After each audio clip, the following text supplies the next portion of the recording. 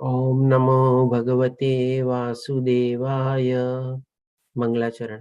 वन्देऽहं श्रीगुरु श्रीयुतपदकमलं श्रीगुरुन् वैष्णवानं च श्रीरूपं साग्रजातं सहगणरघुनाथन्वितं तं सजीवं साद्वैतं सावधूतं परिजनसहितं कृष्णचैतन्यदेवं श्रीराधा कृष्णपादान् सहगणललिता श्रीविशाखान्विता च।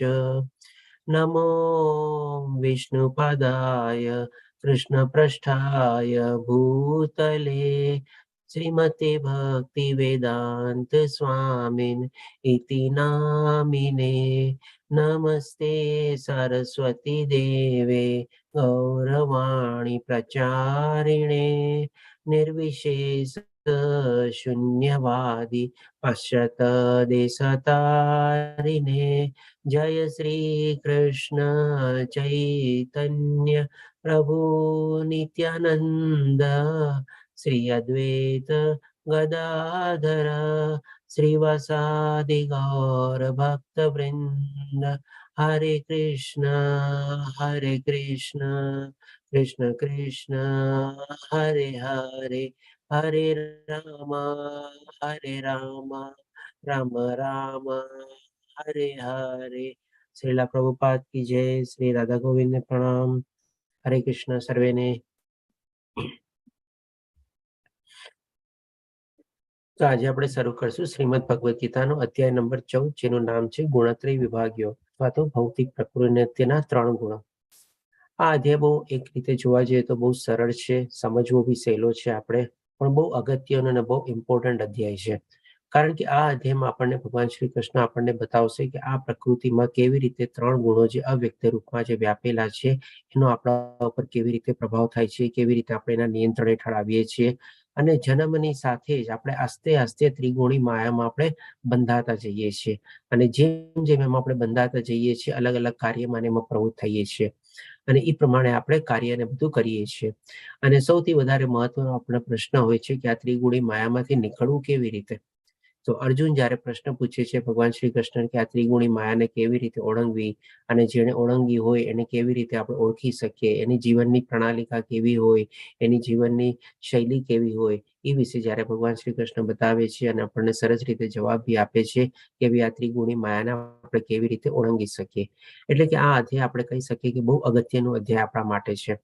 અને એક રીતે જોવા જઈએ તો આપણે 13મા અધ્યાયથી લઈને 18મો અધ્યાય જે છે, એટલે કે છેલ્લા 6 અધ્યાય, એ આપણને પ્રેક્ટિકલી આપણે આ ભૌતિક દુનિયામાં આવી ગયા પછી આપણને પ્રેક્ટિકલ જ્ઞાન બધું આપણને આ છેલ્લા 6 અધ્યાયમાં ભગવાન શ્રી કૃષ્ણ આપણને આપે છે। તો આ રીતે હવે આપણે જોઈએ કે આ 14મા અધ્યાયમાં ભગવાન શ્રી કૃષ્ણ શું કહે છે। સૌપ્રથમ પહેલા ભગવાન શ્રી કૃષ્ણ પોતે કહે છે, પહેલા શ્લોકમાં પૂર્ણ પુરુષોત્તમ પરમેશ્વર બોલ્યા, હું તને સર્વ જ્ઞાનોમાં સર્વશ્રેષ્ઠ જ્ઞાન। ભગવાન શ્રી કૃષ્ણ પોતે બી કહે છે કે આ બધા જ્ઞાનોમાં સર્વશ્રેષ્ઠ જ્ઞાન છે અને બહુ મહત્વપૂર્ણ જ્ઞાન છે કે જેને જાણીને બધા મુનિજનો પરમ સિદ્ધિ પામ્યા છે। એટલે કે આ જ્ઞાન બી જો આપણે કેવળ મેળવી લઈએ, એને સમજી લઈએ અને એને કેવી રીતે આપણે આચરણમાં મૂકવાનું છે એ પ્રમાણે આપણે આગળ વધીએ તો ડેફિનેટલી આપણે પણ પરમ સિદ્ધિ પામી શકીએ છીએ। પરમ સિદ્ધિ એટલે કે આપણે મુક્તિ પામી શકીએ છીએ કે જેથી કરીને આપણને ફરીથી આપણે જન્મ મૃત્યુ જરા વ્યાધિના ચક્કરમાં આપણે ફસાવવું ન પડે અને ભગવાનના ધામ સુધી આપણે સરસ રીતે પહોંચી શકીએ। એટલા માટે કહે છે કે તે વિશે ફરીથી કહીશ। હવે ભગવાન શ્રી કૃષ્ણ આમ શું કામ કહે છે કે હું તને ફરીથી કહીશ? તો ડેફિનેટલી આ ભગવાન શ્રી કૃષ્ણ જે ત્રિગુણી માયાનું જે જ્ઞાન જે છે આપણને કહીએ કે ટચ એન્ડ ગો તરીકે, એટલે સંક્ષિપ્ત રૂપમાં આપણને અલગ અલગ અધ્યાયોમાં આપેલું છે। બીજા અધ્યાયમાં 45મા શ્લોકમાં આપણને કીધું હતું ભગવાન શ્રી કૃષ્ણે, પછી આપણને ત્રીજા અધ્યાયમાં 5મા, 27મા અને 29 અને 33મા શ્લોકમાં ભગવાન શ્રી કૃષ્ણ આપણને જણાવે છે। પછી ચોથો અધ્યાય છે જ્ઞાન યોગ આપણે લીધો, એમાં 11 અને 23મા શ્લોકમાં બતાવે છે ભગવાન શ્રી કૃષ્ણ. અને પછી 7મા અધ્યાય જે આપણે જ્ઞાન વિજ્ઞાન યોગ લીધો, એમાં પણ આપણને 12મા અને 14મા શ્લોકમાં ભગવાન શ્રી કૃષ્ણ આ બધા શ્લોકોમાં થોડું થોડું આપણને પણ સંપૂર્ણ રીતે બધું જ્ઞાન આપેલું છે. પણ હોઈ શકે આપણે ટુકડે ટુકડે મેળવેલું જ્ઞાન હોય એટલે આપણને સરસ રીતે સમજાય નહીં. એટલા માટે ભગવાન શ્રી કૃષ્ણ અહીંયા કહે છે કે હવે હું તને ફરીથી કહીશ. અને આ અધ્યાયમાં ભગવાન શ્રી કૃષ્ણ એનું સંપૂર્ણ રીતે વિગતવાર રૂપે અને આખું પૃથ્થકરણ કરીને આપણને એ જ્ઞાન વિશે સમજાવે છે કે કેવી ત્રિગુણી માયાનો પ્રભાવ હોય છે. આપણે શરૂઆતથી કેવી રીતે એના નિયંત્રણ હેઠળ અને પ્રભાવ હેઠળ આપણે આવી જઈએ છીએ. તો હવે ભગવાન શ્રી કૃષ્ણ આગળ કહે છે 5મા શ્લોકમાં ભૌતિક પ્રકૃતિ એટલે કે આ નેચર એન્વાયરમેન્ટ જે આપણે જોઈએ છીએ એ 3 ગુણોની બનેલી છે. એટલે કે એની ઓલરેડી અંદર 3 ગુણો વ્યાપક છે જે આપણને દેખાતા નથી, અવ્યક્ત રૂપમાં છે, એટલે કે જેનું ફિઝિકલ એક્ઝિસ્ટન્સ આપણને દેખાતું નથી. હવે આને સમજવા માટે આપણે દાખલો લઈએ. જેમ કે માની લો આપણે મોબાઈલ અને લેપટોપ લાવીએ આપણે. હવે મોબાઈલ અને લેપટોપ એકદમ આપણે ન્યૂ બ્રાન્ડ લીધા હોય અને એમાં માની લો કોઈ સોફ્ટવેર જ ન હોય, કોઈ એમાં સોફ્ટવેર ડાઉનલોડ ન કરેલા હોય, તો આપણને મોબાઈલ અને લેપટોપ કઈ કામમાં આવે? કોઈ કામમાં ન આવે. એક જાતનું પેપરવેટ જેવું થયું આપણે. તો એ રીતે આપણે જોઈએ કે આ ભૌતિક પ્રકૃતિમાં છે ને આ 3 ગુણો જે છે ઓલરેડી વ્યાપક થયેલા છે, એક સોફ્ટવેર રૂપી વ્યાપક થયેલા છે. અને જેમ આપણે જાણીએ છીએ કે બહુ પોપ્યુલર સોફ્ટવેર ને બધા ક્યાં હોય છે, જેમ કે માઇક્રોસોફ્ટના સોફ્ટવેર નાખેલું હોય આપણે, તો એમાં આપણે 3 પ્રોગ્રામ બહુ સરસ રીતે ચલાવી શકીએ અને 3થી આપણું ઘણું બધું કામ થઈ જાય. એક શું હોય, વર્ડ હોય, એક્સેલ હોય અને પાવર પોઈન્ટ હોય. તો એવી રીતે પણ આ સોફ્ટવેરની અંદર જે પ્રકૃતિમાં જે સોફ્ટવેર ભગવાન શ્રી કૃષ્ણ ડાઉનલોડ કરેલું છે એમાં આવી રીતે 3 ગુણો બનેલા છે. ક્યાં છે? તો કે તે છે સત્વગુણ, રજોગુણ અને તમોગુણ. જ્યારે સનાતન જીવ પ્રકૃતિના સંસર્ગમાં આવે છે, એટલે કે જીવાત્મા જ્યારે દેહ ધારણ કરે છે અને જેવો દેહ ધારણ કરીને પછી આ પ્રકૃતિની સંસર્ગમાં એટલે કે કોન્ટેક્ટમાં આવે છે, ત્યારે હે મહાભાવ અર્જુન તે આ ગુણોથી બદ્ધ થઈ જાય છે. એટલે કે ઇન્સ્ટન્ટલી, સ્પોન્ટેનિયસલી જેવું આપણે દેહ ધારણ કરીએ છીએ, ત્રિગુણી માયા આપણને બાંધી લે છે. હોઈ શકે એનો પ્રભાવ ત્યારે ઓછો હોય આપણે, કારણ કે આપણે ત્યારે ઘણા ઇનોસેન્ટ હોઈએ. આપણને બાળકના રૂપમાં આપણે ઘણી બધી આપણે ઇન્દ્રિયો પણ એટલી બધી કામ ન કરતી હોય. જેમ જેમ આપણે ઇન્દ્રિયો આગળ વધે, કામ કરે, એમ આપણે અલગ અલગ ઈચ્છાઓને બધું કેળવીએ. એવી રીતે આપણે ત્રિગુણી માયાની જે સકંજો જે છે અથવા જે છે એનાથી આપણે ઓર બંધાતા જઈએ છીએ, એના પ્રભાવ હેઠળ આવતા જઈએ છીએ. એટલે કે આપણે ઓટોમેટિકલી બાય ડિફોલ્ટ આપણે કહી શકીએ કે જેવા આપણે પ્રકૃતિના સંસર્ગમાં આવીએ છીએ, જેવી જેવી રીતે આપણે મોટા થઈએ છીએ, ઇન્દ્રિયો આપણે ડેવલપ થાય છે, અલગ અલગ ઈચ્છાઓ કેળવીએ છીએ, એવી રીતે આપણા આ 3 ગુણોથી આપણે ઓર બંધાતા જઈએ છીએ. જેમ આપણે કહીએ ને કે ભાઈ ઓલા કોઈ ચીજને આપણે ગાંઠ મારીએ, એક ગાંઠ મારીએ પછી બીજી ગાંઠ મારીએ અને ઓર ટાઈટ કરવા માટે. તો એવી રીતે જેમ જેમ આપણે મોટા થઈએ એવી રીતે આ ગુણોના અંદરમાં આપણે સકંજામાં ઓર બંધાતા જ જઈએ છીએ આપણે. હવે પછી ભગવાન શ્રી કૃષ્ણ આપણને કહે છે આ 3 ગુણોમાં સૌથી સારો ગુણ કયો છે.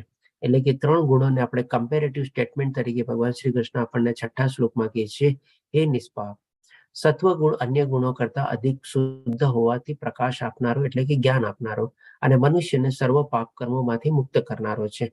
ડેફિનેટલી જ્યારે આ બધું જ્ઞાન આવી જાય છે તો પેલા તો આપણે પાપ કર્મમાં પ્રવૃત્ત જ ન થઈએ.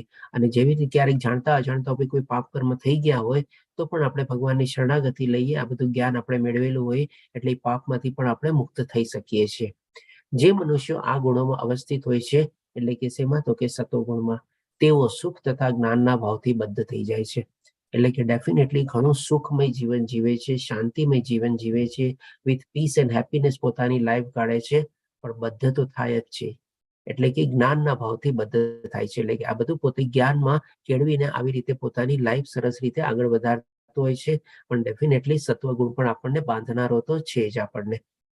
પછી હવે ભગવાન શ્રી કૃષ્ણ આપણને આ બધામાં આપણે કેવી પ્રક્રિયાથી આપણે આગળ વધીએ છીએ એ રીતે આપણે એક પિક્ટોરિકલ રિપ્રેઝન્ટેશન તરીકે આપણે સમજી લઈએ. જેમ કે માની લો આપણા મનમાં આપણે ચંચળ છે, ઘણા બધા વિચારો આવતા હોય, આપણે સારા વિચારો બી આવતા હોય, ખરાબ વિચારો બી આવતા હોય આપણે. પણ જે માણસ સતોગુણમાં જીવતો હોય એ શું કરે? ખરાબ વિચારો ત્યાં ને ત્યાં જ એના ઉપર એક ટાઈપનું બ્રિજ બાંધી દે, એને બ્લોક કરી દે. આપણે કેમ ઘણીવાર આપણા ગ્રુપમાં, વોટ્સએપ ગ્રુપમાં ને બધામાં હોય ને, આપણે બ્લોક કેમ કરી દઈએ છીએ કોઈક નંબર? એવી રીતે આવી રીતે ખરાબ વિચારોને ત્યાં ને ત્યાં બ્લોક કરી દે, એને આગળ વધવા જ ન દે, કારણ કે એને જ્ઞાન હોય. આ બધું સત્વગુણમાં જીવતો હોય, બધું જ્ઞાનથી પોતે પ્રકાશિત હોય અને સારા વિચારોને આગળ વધારે. એટલે કે પેલા વિચાર આવે, પછી એ વિચાર આવીને આપણા મનમાં કંઈક ને કંઈક લાગણી ઉદ્ભવાય, એટલે કે થોટ પ્લસ ઇમોશન. અને એ બે જ્યારે આપણે જોડાય ત્યારે પછી આપણે જેને કાર્યમાં પ્રવૃત્ત થાય.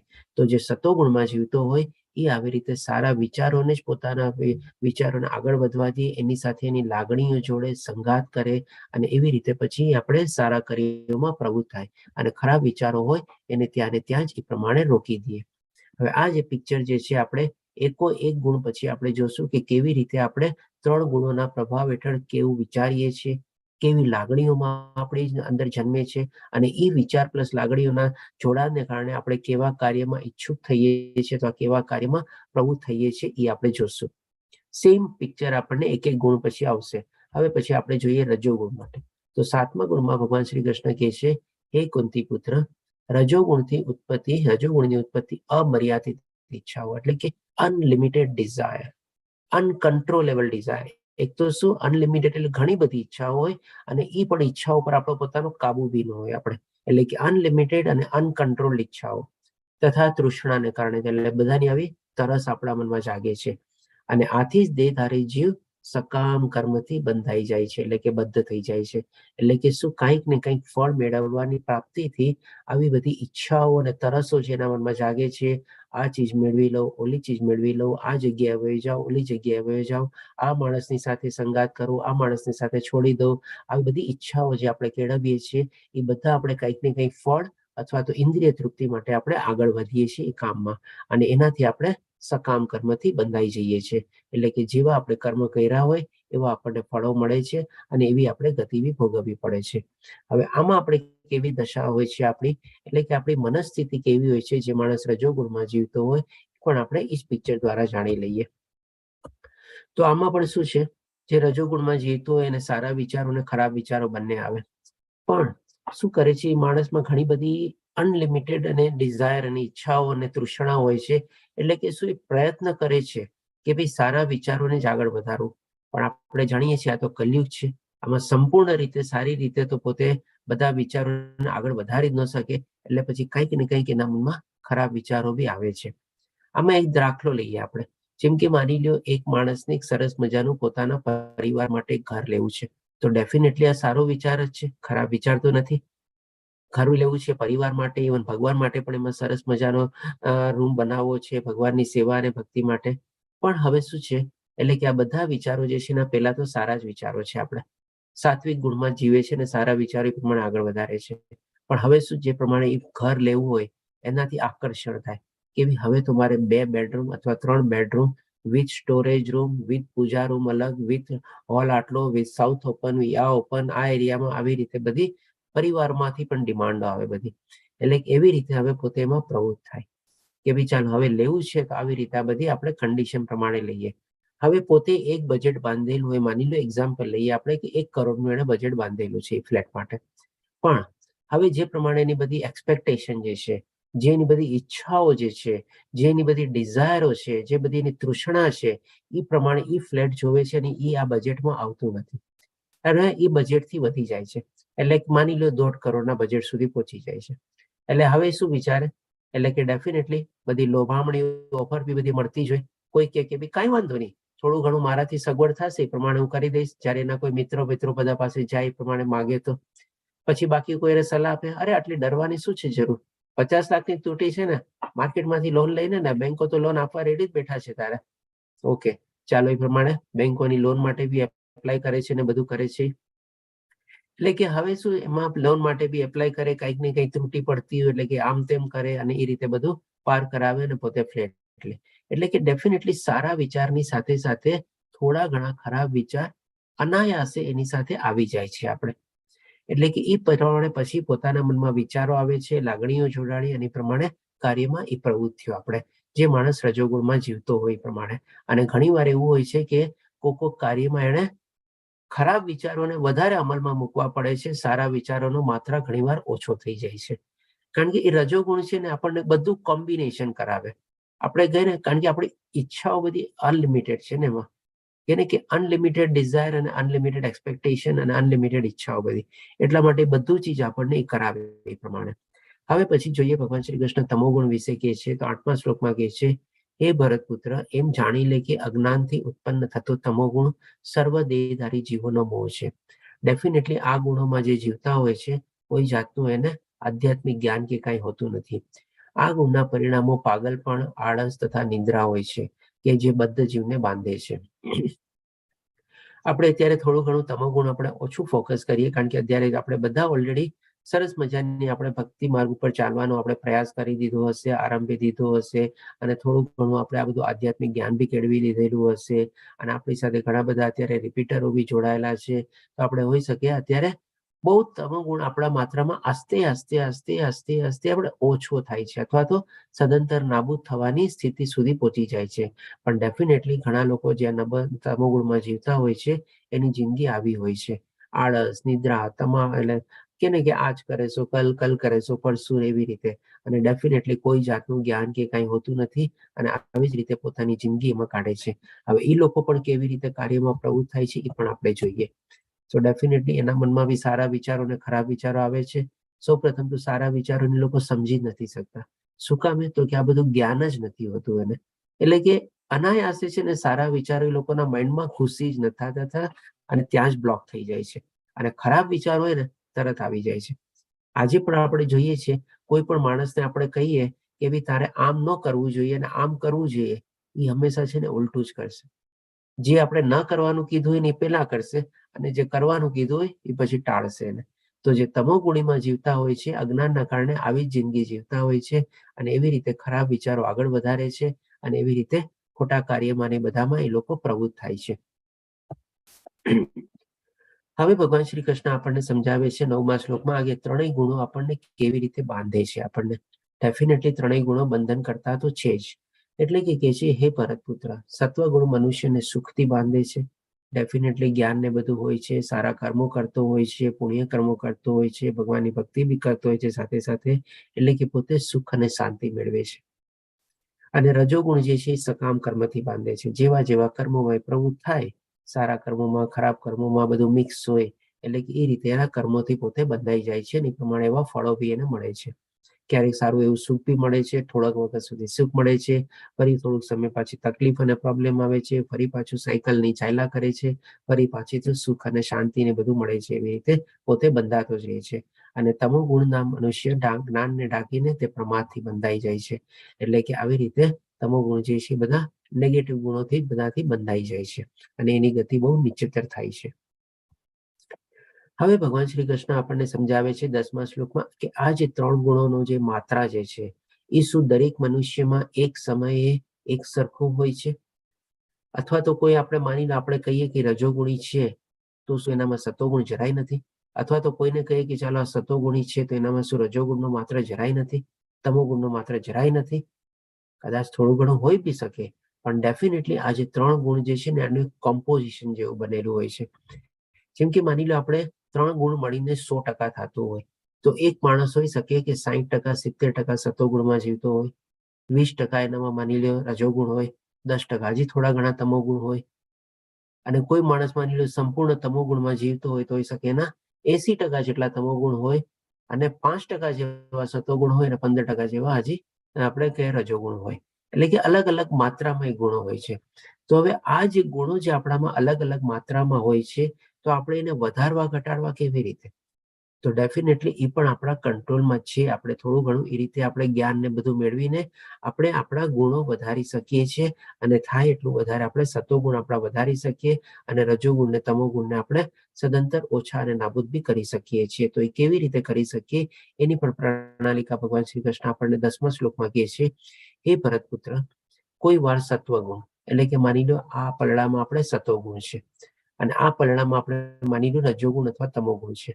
તો સતોગુણ શું કરે છે? એટલે કે માની લો સતોગુણનું પલડું આપણે ભારી કરવું હોય, તો એ શું કરે? રજોગુણ અને તમોગુણને પરાસ્ત કરે, અને જે સતોગુણ છે એનું પલડું ભારી થઈ જાય, અને એ આપણે નીચે થઈ જાય, એટલે કે મુખ્ય બની જાય. એટલે કે આસ્તે આસ્તે માની લો એક આપણે કલ્પના કરીએ કે એક માણસમાં 33% બધું છે. હવે એને લાગે છે કે ના ભાઈ મારે મારા સતોગુણ વધારવા છે, સતોગુણ મારે 70% સુધી લઈ જવા છે. તો આસ્તે આસ્તે શું કરે? પોતાના રજોગુણ અને તમોગુણને પરાસ્ત કરે. પેલા પોતે તમોગુણ પણ કોશિશ કરે, તમોગુણ 33 માંથી 10% લઈ આવે, માની લો રજોગુણ જે છે 33 માંથી 30% થયા આપણે, એટલે કે 10 ને 30 40% થઈ ગયા, તો 60% એના સતોગુણ થઈ ગયા, એટલે કે 33% માંથી સતોગુણ પોતે વધારી શકે એ રીતે 60%. તો આવી જ પ્રક્રિયાથી પોતે પોતાના ગુણોને બેલેન્સ અને એ રીતે કરી શકે. હવે કેવી રીતે? પેલા સતોગુણ સમજ્યા આપણે, હવે બીજી રીતે એટલે કે રજોગુણ બી કેવી રીતે? તો કોઈ વખત રજોગુણ એટલે કે હવે આપણામાં રજોગુણ કોઈને મુખ્ય બનાવવા હોય, સત્વ તથા તમોગુણને પરાસ્ત કરીને મુખ્ય થઈ જાય છે. આ પણ શું છે, અલગ અલગ લાઈફ સ્ટેજ પ્રમાણે બી ઘણીવાર નિર્ભર કરે છે. કંઈક માની લો પોતાની કેરિયર ને બધું બનાવવું હોય ત્યારે શું છે, મિડલ એજેડ હોય, જેમ કે આપણે 25 થી 45 નો કોઈનો વયગાળો ગણીએ આપણે, તો ત્યારે માણસને ઘણી બધી એવી ઈચ્છાઓ હોય છે કે હું આટલું ધન ભેગું કરી લઉં, આ કેરિયર બનાવી લઉં, આ જોબ મેળવી લઉં, આટલું સેલ કરી લઉં, આટલું બિઝનેસ ડેવલપ કરી દઉં, આમ કરી લઉં, આ પ્રોપર્ટી મેળવી લઉં, આમ ગાડી કરી લઉં, બધી એવી ઈચ્છાઓ. એટલે કે રજોગુણમાં ત્યારે વધારે જીવતો હોય, અને એ પ્રમાણે ત્યારે એ સતોગુણ ને તમોગુણને પરાસ્ત કરે કે ભાઈ ઠીક છે, ભગવાનની ભક્તિ કરવી જ ને, પાછલા ટાઈમે કરશું, પછી કરશું એ બધું. એટલે કે આવી રીતે પોતે પોતાનું રજોગુણને મુખ્ય કરે અને સતોગુણ અને તમોગુણને આપણે પરાસ્ત કરે. વળી કોઈ વેળાએ તમોગુણ સત્વ તથા રજોગુણને પરાસ્ત કરે છે. આવી રીતે સર્વોપરિતા માટે સતત સ્પર્ધા ચાલ્યા કરે છે. એટલે કે શું, આ એક ટાઈપની ટગ ઓફ વોર જેવું છે. આપણે જે માની લો આપણે ક્યારેક નાના હોઈએ અને પિકનિકમાં જઈએ ત્યારે આપણે ઓલી ગેમ નતા રમતા, વચ્ચે લાઈન દોરેલી હોય અને 2 જણા બાજુથી લોકો દોરડું ખેંચે, જે દોરડું ખેંચીને આપણે સામેના પાર વહી જાય, ટીમ હારી જાય અને સામેવાળી ટીમ જીતી જાય. તો આવી જ રીતે આ જે 3 ગુણો જે છે ને, એ આપણે ટગ ઓફ વોર જેવું છે. આપણને એ કોને પોતાના એક તરફ બીજા તરફ ખેંચે છે? તો કે જીવાત્માને, એટલે કે દેહધારી જે શરીર જે છે એને આવી રીતે ત્રિગુણી માયામાં ફસાવી પોતાની તરફ એકબીજા તરફ ખેંચતા રહીએ છે. તો એ આપણે આ રીતે સમજી શકીએ. એમાં આપણું મન જે છે, આપણું શરીર જે છે, જે પ્રમાણે આપણે ગુણોમાં જીવતા હોઈએ, માની લો આ સતોગુણ છે, આ રજોગુણ છે, આ તમોગુણ છે, બધું એકબીજા તરફ આપણને ખેંચી રાખે છે. ક્યારેક આપણે રજોગુણ તરફ વધારે આકર્ષાઈએ છીએ, ક્યારેક આપણે સતોગુણ તરફ વધારે આકર્ષાઈએ છીએ, અને એવી રીતે કરતા કરતા ક્યારેક આપણાથી એવા તમોગુણ જેવા બી કાર્ય ક્યારેક થઈ જાય છે. આપણે આ રીતે જે કન્ટિન્યુઅસલી સ્પર્ધા ચાલતી હોય છે આ ત્રણેય ગુણો વચ્ચે, અને એ સ્પર્ધાનો આપણે કહી શકીએ કે આપણે મેઇન ઓલું તરીકે, એટલે કે આપણે કઠપુતલી જેવા થઈ ગયા છે. અને એ આ 3 ગુણી જે ત્રિગુણી માયા જે છે, એ આપણને આપણા પકડમાં ફરાવી અને આપણને નચાવ્યા કરે છે. આપણે હવે આપણે જોઈએ કે આપણે આમાં ભગવાન શ્રી કૃષ્ણ આપણને સરસ મજાની ટેસ્ટ બી આપે છે આપણને, કે આપણે કયા ગુણમાં જીવીએ છીએ આપણે કેવી રીતે જાણવું. તો ભગવાન શ્રી કૃષ્ણ આપણને 3 ગુણની ટેસ્ટ બી આપે છે. જેમ માની લો આપણને કોઈ તકલીફ થઈ હોય, બીમારી થઈ હોય, કે કંઈ થયું હોય, શરીર તૂટતું હોય, કે તાવ આવ્યું હોય, કે કંઈ થયું હોય, આપણે ડોક્ટર પાસે જઈએ તો ડોક્ટર માની લો સ્ટાર્ટિંગમાં આપણને કોઈ દવા આપે, દવાથી ઠીક ન થાય, પછી આપણને કહે ને હવે બ્લડ ટેસ્ટ કરાવવું પડશે, આ ટેસ્ટ કરાવવું પડશે, યુરિન ટેસ્ટ કરાવવું પડશે. તો એવી રીતે આપણે પણ કયા ગુણમાં જીવીએ છીએ એ પણ આપણે ટેસ્ટ રૂપી જાણી શકીએ કે ભાઈ આપણા શેના ગુણનો આપણા ઉપર વધારે પ્રભાવ છે અથવા નિયંત્રણ હેઠળ આપણે છીએ. તો 11મા શ્લોકમાં ભગવાન શ્રી કૃષ્ણ કહે છે, જ્યારે શરીરના સર્વ દ્વાર, આપણા શરીરના 9 દ્વાર છે, આપણે જાણીએ છીએ, આપણે જ્ઞાનના પ્રકાશથી પ્રકાશિત થઈ જાય છે. એટલે કે આપણે ત્યારે સમજી જઈએ છીએ કે ભાઈ આપણે શું જોવું જોઈએ, શું સાંભળવું જોઈએ, શું બોલવું જોઈએ, કેવા કાર્યમાં પ્રવૃત્ત થવું જોઈએ. બધાથી આપણને જ્ઞાન હોય કે કઈ ચીજથી આપણે દૂર રહેવું જોઈએ, કઈ ચીજ આપણે સદંતર રીતે ક્યારે આરંભવી ન જોઈએ, અથવા જો કરતા બી હોઈએ તો આપણે સદંતર રીતે બંધ કરવાની છે. બધું ચીજનું જ્ઞાન આપણને હોય આપણને. એટલે કે આવી રીતે આપણે જ્યારે જાણતા હોઈએ ત્યારે સત્વગુણના વ્યક્ત થવાનો અનુભવ કરી શકાય છે. એટલે કે આપણે ત્યારે સમજી શકીએ કે ના, આપણે સત્વગુણમાં જીવીએ છીએ આપણે, અથવા તો સત્વગુણનો પ્રભાવ આપણા ઉપર વધારે છે, અથવા તો એની ટકાવારી આપણામાં વધારે છે. એ રીતે આપણે પોતે સમજી શકીએ જ્યારે આપણને આ બધું જ્ઞાન આવી જાય અને એ રીતે જ્ઞાનને આપણે એપ્લાય કરતા હોઈએ તો. હવે ભગવાન શ્રી કૃષ્ણ એવી જ રીતે રજોગુણની પણ ટેસ્ટ આપે છે આપણને, કે રજોગુણમાં આપણે ક્યારે જીવીએ તો એ કેવી રીતે આપણે પારખી શકીએ. તો 12મા શ્લોકમાં કહે છે, હે પરશ્રેષ્ઠ, જ્યારે રજોગુણમાં વધારો થઈ જાય છે ત્યારે અત્યંત આસક્તિ, એટલે કે ઘણી બધી ઈચ્છાઓ જાગે, ઘણી બધી તૃષ્ણાઓ જાગે. આ મેળવી લો, ઓલું મેળવી લો, આ જગ્યાને જગ્યાએ જાઓ, ઓલા જગ્યાને પ્રાપ્ત કરી લો, આ વસ્તુ મેળવી લો, આવી બધી ઈચ્છાઓ આપણા મનમાં જાગે. સકામ કર્મ, એટલે કે ભાઈ અલગ અલગ કાર્યમાં પ્રવૃત્ત થવાનું થાય.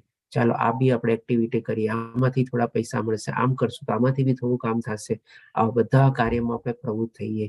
ગહન ઉદ્યમ, એટલે કે આપણે એક રીતે કહી શકીએ કે ભાઈ આપણે કહીએ ને કે ભાઈ અલગ અલગ આપણા સોર્સિસ ઓફ ઇન્કમને આપણે જનરેટ કરવા માટે બધા દિન રાત આપણે પ્રયાસો એક કરીએ, ઓવર ટાઈમ કરીએ અથવા અલગ અલગ જગ્યાએ જઈએ, અલગ અલગ માણસોને મળીએ. શું કામે? તો કે એક ચીજ, તો કે ભાઈ આપણો વધારે ને વધારે ધન ભેગું કરવું, અને ધન ભેગું કરીને આપણી જે બધી અલગ અલગ ઈચ્છાઓ જે છે એને આપણે તૃપ્ત કરવી. કારણ કે આ ભૌતિક દુનિયામાં બધી જે ભૌતિક ચીજ વસ્તુઓ છે એને આપણે પૈસા દ્વારા ખરીદી શકીએ. એટલે કે ધનને આપણે બહુ મહત્વ આપી દઈએ અને એવી રીતે વધારે ને વધારે ધન ભેગું કરવામાં આપણે પ્રવૃત્ત થઈએ. અનિયંત્રિત ઈચ્છા એટલે કે અનકન્ટ્રોલ્ડ ઈચ્છા અને અનલિમિટેડ ઈચ્છા બી, તથા લાલસાના લક્ષણો એટલે કે ભાઈ આજે આટલું ધન છે, ચાલ ને હજી થોડુંક મળે છે ને લઈ લઈએ ને, શું કામે લાભ નો લઈએ, શું કામે બેનિફિટ નો લઈએ. એટલે કે ઓર ને ઓર લાલચ આપણી વધે. આવા બધા જ્યારે ગુણો આપણી અંદર પ્રગટ થાય, આપણે પોતાને પણ સમજી શકીએ છીએ કે આજે માની લો એક આપણી સામે ટેસ્ટ આવે, આપણે માની લો કોઈ જગ્યાએ આપણને કોઈ કહે કે ભાઈ ચાલો તમે આ અત્યારે બિઝનેસ એક્ટિવિટી અથવા જોબ નહીં કરો છો, તમને આટલો ટાઈમ છે તો એ કલાકમાં તમે માની લો આ જોબ નહીં કરશો તો તમને આટલા રૂપિયા આટલા મળશે, કે જે તમે અત્યારે જેટલા કમાવો છો એના પ્રોપોર્શનલી તમે જે પ્રમાણે ટાઈમ આપો છો એ ટાઈમ તમે એટલો 2 કલાક બી વધારેનો ત્યાં આપશો તો તમને વધારે આટલી ઇન્કમ થશે. હવે તરત આપણે વિચારીએ કે ચાલો 2 કલાક આપશું ને વધારે, આટલા પૈસા મળશે, વાહ તો સારું છે. 2 કલાક હું મારા આવા નોર્મલ બિઝનેસ પ્રોફેશન ઇન્કમ આપું છું એમાંથી ક્યાંયથી કામ કાઢી અને ચાલો હું પૈસા કમાઈ લઉં. હવે ત્યારે આપણે જ્યારે સમજી શકીએ કે ભાઈ ના, હવે એ 2 કલાકનો જે ટાઈમ મારે આપવાનો છે તો હું શેમાં કટોતી કરીશ. માની લો આપણે ભગવાનની એવી સેવા ભક્તિ કે કંઈ કરતા હોઈએ, મંદિરે જવાનો આપણો નિયમ હોય, ઠીક છે 2 મહિનાનો સવાલ છે ને, 2 મહિના મંદિરે નહીં જાઉં, આમ નહીં કરું, તેમ નહીં કરું, અથવા તો આવી રીતે મેં એડજસ્ટ કરી લઈશ. એટલે કંઈક ને કંઈક આપણે, કારણ કે સમય 24 કલાક જે છે બધા માટે મર્યાદિત છે. કોઈના માટે બી 1 સેકન્ડનો સમય વધતો નથી. પણ એ 2 કલાકનો ટાઈમ કાઢવા માટે આપણે આવી રીતે કંઈક કટોતી કરીએ, આપણે સમજી શકીએ ભાઈ આપણે કેવા ગુણમાં આપણે જીવીએ છીએ. પણ જો ત્યારે આપણે સદંતર ના પાડીએ, ભાઈ ના મારે કંઈ જરૂર નથી, આઈ એમ હેપી, જે કંઈ પણ મારી પાસે છે બધું બરાબર છે, ભગવાનની કૃપાથી બધું બરાબર ચાલે છે, તો આપણે કહી શકીએ કે ભાઈ આપણે ત્યારે સતોગુણ આપણો વધારે પ્રભાવિત છે આપણા ઉપર. હવે એવી જ રીતે તમોગુણ બી છે. આપણે કે હે ગુરુપુત્ર, જ્યારે તમોગુણમાં વૃદ્ધિ થઈ જાય છે ત્યારે અંધકાર એટલે કે કોઈ જાતનું જ્ઞાન નહીં, જડતા એટલે કે મેં કીધું એટલે થવું જોઈએ, મેં કીધું એટલે શું કામ એનું થયું, મેં આમ કીધું તું ને આમ કેમ થયું, ઉન્માદ અને મોહ વ્યક્ત થાય છે. એટલે કે આવી રીતે બધા અલગ અલગ ટાઈપના બધા નેગેટિવ ગુણો આપણી અંદર વધી જાય છે. આપણે આમાં ક્રોધ બી આપણે આવી જાય છે. આ રીતે ભગવાન શ્રી કૃષ્ણ 3 ગુણોની ટેસ્ટ આપીને હવે આપણને સમજાવે છે. અત્યાર સુધી આપણે જોયા કે સૌપ્રથમ પહેલા ભગવાન શ્રી કૃષ્ણ આપણને સમજાવે છે કે 3 ગુણો અવ્યક્ત રૂપમાં છે. 3 ગુણોથી આપણે બદ્ધ થઈ જઈએ છીએ. પછી આપણે જાણ્યું કે ભાઈ સતોગુણ કેવો આપણને કેવી રીતે બાંધે છે, રજોગુણ કેવી રીતે હોય છે અને તમોગુણ કેવી રીતે હોય છે, એ બધું આપણે જાણ્યું. પછી આપણે જાણ્યું કે ભાઈ માતાનો માત્રા આપણે કેવી રીતે બેલેન્સ કરવો, કઈ માત્રાને વધારે ઘટાડવો, કેવી રીતે કરવો, એ આપણે જાણ્યું. પછી હવે જાણ્યું કે આપણે પોતે કયા ગુણમાં અત્યારે જીવીએ છીએ, કારણ કે માત્રા ઘટાડવો વધારવો પડે એના પહેલા આપણે જાણવું પડે ને કે ભાઈ આપણો ગુણ કયો અત્યારે વધારે માત્રામાં છે અને કયો ગુણ ઓછા માત્રામાં છે. તો એની પણ ટેસ્ટ આપણને ભગવાન શ્રી કૃષ્ણ અત્યાર સુધી સમજાવી કે કેવી રીતે આપણે પારખી શકીએ છીએ કે કયા ગુણમાં આપણે જીવીએ છીએ. હવે ભગવાન શ્રી કૃષ્ણ આપણને એનું એન્ડ રિઝલ્ટ બતાવે છે. તો 14મા શ્લોકમાં આપણને કહે છે કે જે ગુણમાં આપણે આવી રીતે પ્રવૃત્ત થઈએ, જે ગુણોમાં પ્રભાવિત થઈએ, જે ગુણોમાં નિયંત્રણ હેઠળ હોઈએ અને જે ગુણોના પ્રભાવિત થઈને આપણે અલગ અલગ કાર્યો કર્યા હોઈએ, આખી જિંદગી આપણે આવી રીતે જીવવા હોઈએ, તો અંતકાળે આપણી ગતિ કેવી રીતે થાય છે એ આપણને અહીંયા કહે છે. તો 14મા શ્લોકમાં કહે છે, જ્યારે કોઈ મનુષ્ય સત્વગુણમાં મૃત્યુ પામે છે ત્યારે તે મહર્ષિઓના ઉચ્ચતર વિશુદ્ધ લોકોની પ્રાપ્તિ કરે છે. ડેફિનેટલી સત્વગુણ બી બાંધનારો તો છે, પણ સત્વગુણની અંદરમાં હોઈ શકે કે આપણે ઘણા બધા પુણ્ય કર્મ કર્યા હોય અને એ પુણ્ય કર્મોના કારણે આપણને ઉચ્ચતર લોક બધા મળે છે, જેને આપણે કહી શકીએ કે સ્વર્ગલોક, જેમાં આપણે બ્રહ્મલોક, ઇન્દ્રલોક, ધ્રુવલોક એ બધા જે ઉચ્ચતર લોક છે, જે છે 6 લોક આપણી ઉપરના, જે આપણે 8મા અધ્યાયમાં જાણ્યા હતા, એ બધા ઉચ્ચતર લોક તરફ આપણે જઈએ છીએ. કારણ કે આપણે એવું જ્ઞાન મેળવ્યું હોય, ભગવાનની ભક્તિ કરી હોય, સકામ કર્મ બી થોડા ઘણા કર્યા હોય અને સારા પુણ્ય કર્મો બી કર્યા હોય, તો એના કારણે આપણે ઉચ્ચતર લોકમાં આપણી ગતિ થાય છે. અને જો રજોગુણમાં મૃત્યુ થાય તો એના માટે કહે છે 15મા શ્લોકમાં, રજોગુણમાં મૃત્યુ પામનાર મનુષ્ય સકામ કર્મ કરનારાઓમાં જન્મે છે. એટલે કે ફરીથી પાછું જન્મ મૃત્યુ ચક્રનું તો આપણને લાગવાનું જ છે આપણે. અને તમોગુણમાં મરનાર મનુષ્ય પશુ યોનિમાં જન્મ ગ્રહણ કરે છે. એટલે કે હોઈ શકે આ લોકોને મનુષ્ય જીવન નો જ મળવા, અને અલગ અલગ નીચલી યોનિમાં, જેમ એમાં જળચર પ્રાણી આવી ગયા, પક્ષીઓ આવી ગયા, પશુઓ આવી ગયો, કીટાણુઓ આવી ગયા, બધા પ્રાણીઓ આવી ગયા. મનુષ્ય જીવન કન્ફર્મ છે કે એ લોકોને નહીં મળે, એવી ટાઈપનું થઈ ગયું. તો આ રીતે ભગવાન શ્રી કૃષ્ણ આપણને અહીંયા સમજાવે છે કે 3 ગુણોમાં આપણે મૃત્યુ પામીએ તો આપણી ગતિ કેવી રીતે થઈ શકે. હવે 18મા શ્લોકમાં આ રીતે ભગવાન શ્રી કૃષ્ણ સમરાઇઝ કરીને આપણને કહે છે કે સત્વગુણી મનુષ્ય ક્રમશ, એટલે કે આસ્તે આસ્તે ધીરે ધીરે ઉપર ઉચ્ચતર લોકોમાં જાય છે.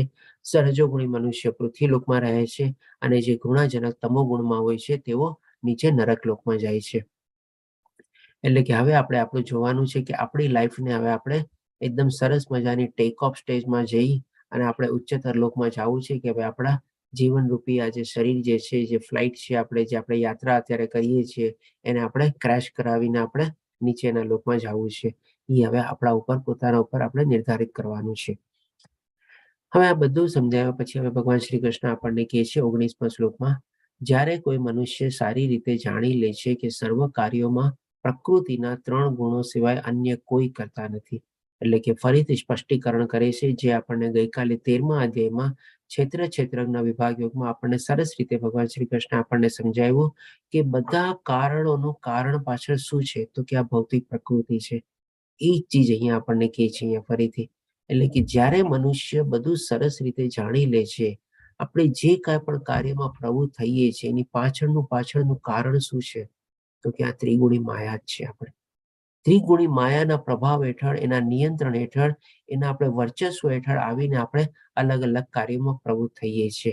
અને એના સિવાય બીજો કોઈ કરતા નથી. ખાલી દેહ જે છે, આપણે કર્મેન્દ્રિય, જ્ઞાનેન્દ્રિય, તો આપણે કહે ને એક સાધન રૂપી છે. આપણે એ દ્વારા આપણે બધા કર્મ કરીએ છીએ, પણ એની પાછળનું જે મેઇન સ્ત્રોત કહીએ અથવા જો કારણ કહીએ તો આ ત્રિગુણી માયા છે.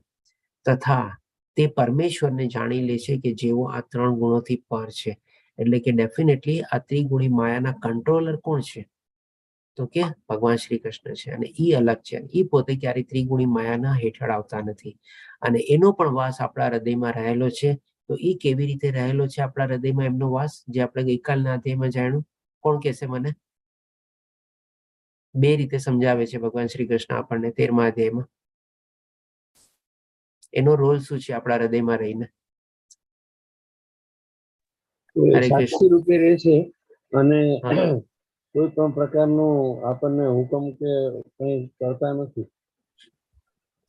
ઓકે, ધન્યવાદ મહેશ પ્રભુજી. ડેફિનેટલી સાક્ષી, અને આપણે કહી શકીએ કે ભાઈ અનુભૂતિ આપે છે આપણને.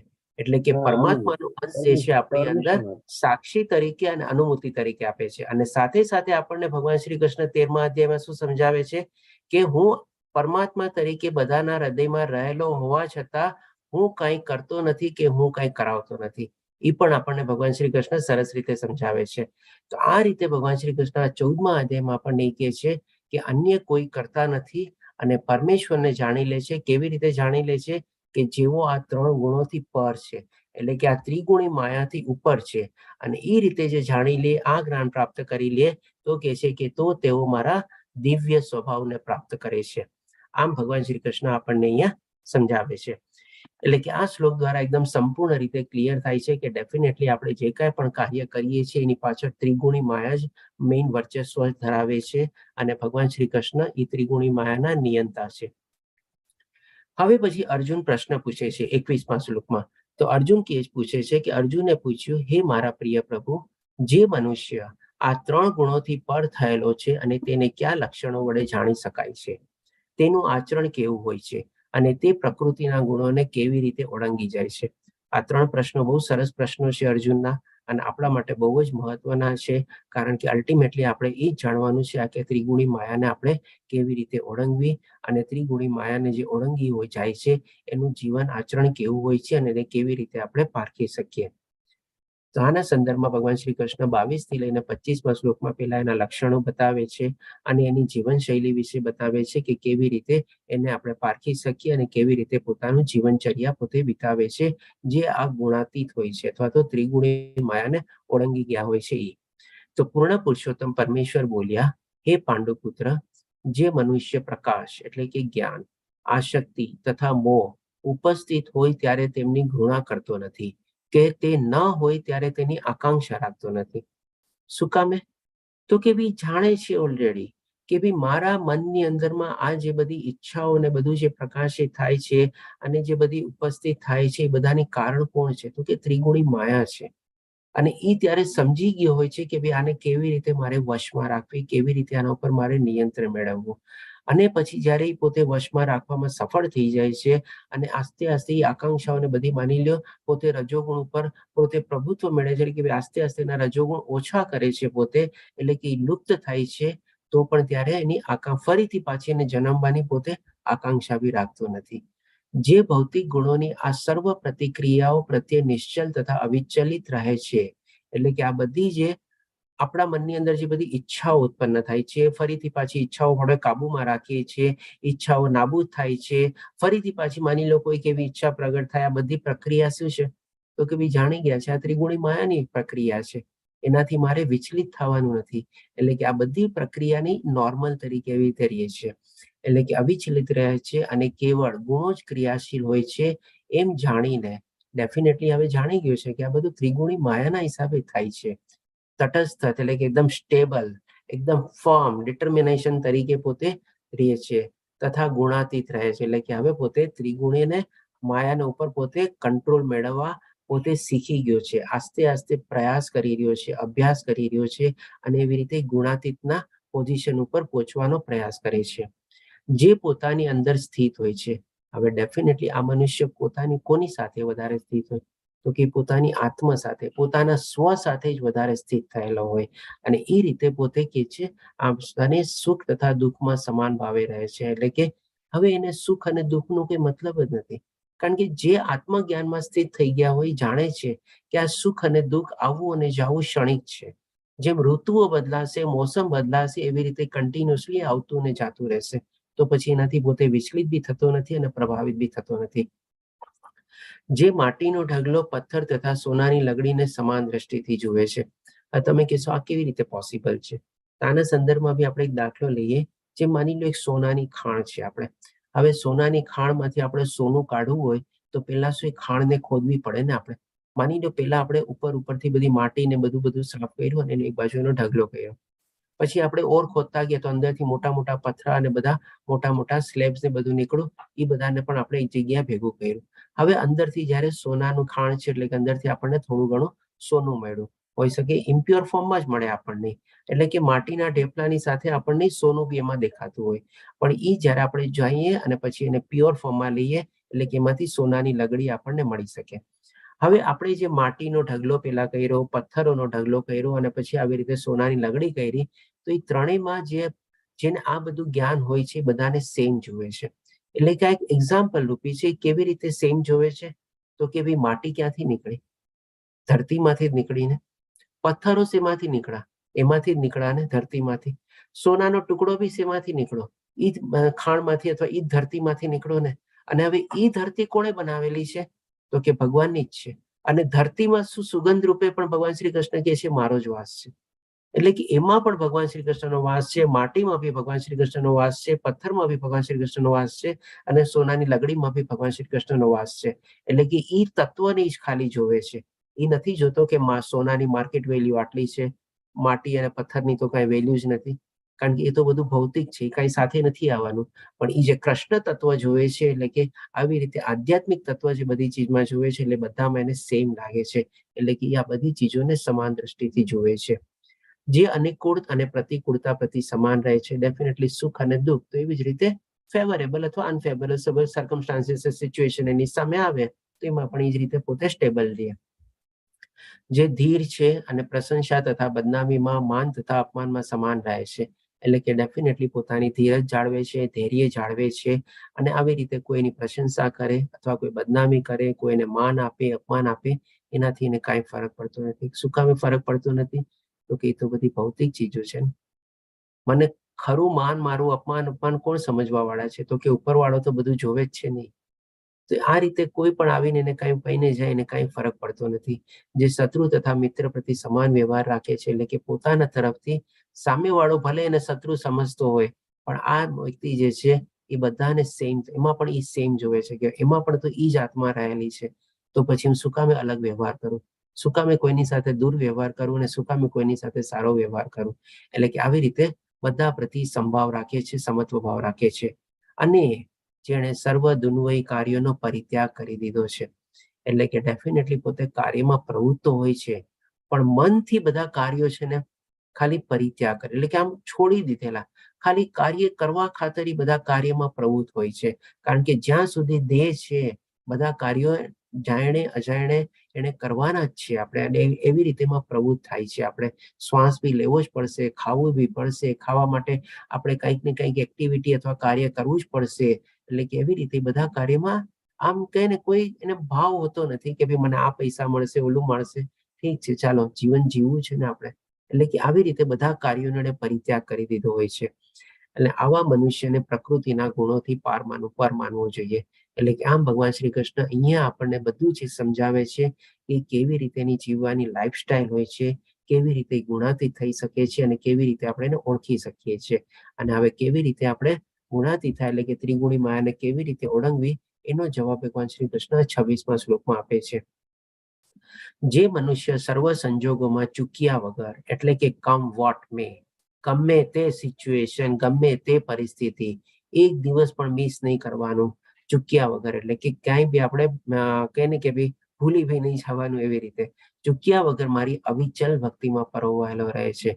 એટલે કે જે પોતે નિયમ લીધેલો હોય એને સર્વથા સરસ રીતે પોતે પાળતો હોય, એના આખા દિનમાં જેણે પોતે નિયમ લીધેલો હોય, જેમ કે સવારમાં મંગળાના દર્શન કરવા, ભગવાનને ભોગ ધરાવવો, ભગવાનની આરતી કરવી, ભગવદ્ ગીતા વાંચવી, ભાગવતમ વાંચવું, કે આવા કોઈ ક્લાસ એટેન્ડ કરવા, મંદિરે જવું, 16 માળા કરવી, કે માની લો અમુક સંખ્યાની માળાનો નિયમ લીધેલો હોય, એ આખો દિવસ સવારથી લઈને રાત સુધીમાં જે કાંઈ પણ નિયમ લીધેલો હોય, ભક્તિના આખું રૂટીન બનાવેલું હોય. આપણે આપણી લાઈફનું કેમ આખું રૂટીન બનાવીએ છીએ, તો એવી રીતે ભક્તિમાં બી કેવી રીતે પરાવીનું આખું રૂટીન બનાવેલું હોય, અને સિસ્ટમેટિકલી રીતે એને ફોલો કરતો હોય, ચૂક્યા વગર, અને સર્વ સંજોગોમાં, એટલે કે ગમે તે રીતે. એમ નહીં કે ક્યારેક નીંદર આવી ગઈ, ક્યારેક સુઈ ગયા, ક્યારેક આમ થઈ ગયું, ક્યારેક એવું બધું કાંઈ નહીં. તે તરત જ, એટલે કે ઇન્સ્ટન્ટલી ભૌતિક પ્રકૃતિના ગુણોને પાર કરી જાય છે. આ રીતે ભગવાન શ્રી કૃષ્ણ આપણને કહે છે.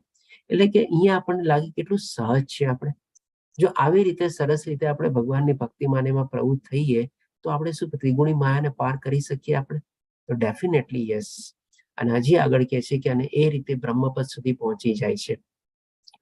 હવે આના સંદર્ભમાં આપણને હજી એક પ્રશ્ન ઉભો થાય કે આવી રીતે આપણે ભગવાનની શરણાગતિ લેવાની અને ભગવાનની ભક્તિ કરવાની, તો આપણે કેવી રીતે આપણે ત્રિગુણી માયાથી પાર નીકળી શકીએ? તો આના સંદર્ભમાં આપણે એક એક્ઝામ્પલ લઈએ કે માની લો કોઈ તાળું હોય, આપણે તાળાની ચાવી હોય, આપણે તાળું બંધ છે, હવે તાળું ખોલવું હોય આપણે, તો આપણને તાળાની ચાવી જોઈએ. તો તાળાની ચાવી શું આપણે કોઈ પણ માણસ પાસે જઈએ તો આપણને મળી જાય? Definitely not. જેની પાસે એની ચાવી રહેવાની હોય એ વ્યક્તિ પાસે આપણે જઈએ તો તરત આપણને ચાવી મળી જાય ને.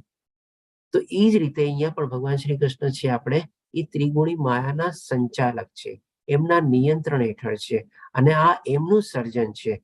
અને એ જે ત્રિગુણી માયામાંથી બહાર નીકળવાનો જે રસ્તો છે, અથવા જે તાળો ખોલવાનું જે છે, તો એ જે ચાવી રૂપ છે એ ભગવાન શ્રી કૃષ્ણ પાસે જ છે. તો જો એમની પાસે આપણે જઈએ તો આપણને તરત જ ભૌતિક પ્રકૃતિના ગુણોને પાર કરી જાય છે. બાકી નહીં તો આપણે ચાવી આમ તેમ ભટકતા રહીએ, ગોતતા રહીએ, આપણને ક્યાંય ચાવી મળે નહીં. અને અહીંયા ભગવાન શ્રી કૃષ્ણ આપણને સરસ મજાનો રસ્તો બી, ઉપાય બી બતાવે છે કે જે આવી રીતે મારું શરણ લે છે અને મને મારી અવિચળ ભાવથી ભક્તિ કરે છે, એને હું તરત જ ત્રિગુણીના માયાથી પાર કરી દઉં છું, અથવા તો ગુણાતીત થઈ જાય છે. એટલે કે એનો મતલબ એમ નથી કે ભાઈ આપણને તરત ને તરત મુક્તિ મળી જાય છે ને આપણે આગળ વધી જાય છે. ડેફિનેટલી આપણે જે પ્રમાણે જીવન જીવવાનું હોય છે, જીવવું પડે છે, પણ જે ત્રિગુણી માયાનો જે પ્રભાવ હોય છે ને, એ આપણા ઉપર આસ્તે આસ્તે છે ને નાશવંત થાય છે, ઓછો થાય છે, નહીવત થાય છે. અને એ રીતે આપણે એના સકંજામાં બહુ ફસાતા નથી, અને એ રીતે આપણે ગુણાતીત થઈ શકીએ છીએ. એટલે કે આસ્તે આસ્તે એની જે ઇફેક્ટ છે ને, જેમ આપણે કોઈ દવા લઈએ, આપણે તો આપણે સ્ટાર્ટિંગમાં માની લો દવા લઈએ તો આપણને કેવી અસર કરે? આપણને સ્ટાર્ટિંગમાં 2-3 ડોઝ ને બધું લઈએ, આપણને કેવું તરત અસર કરે. પછી જેમ જેમ આપણી બીમારીઓ ઓછી થાય, આપણને કેમ દવા બંધ કરવાની રહે?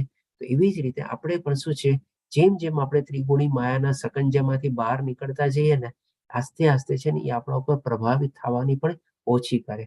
કારણ કે આપણું મન છે ને ચંચળ છે.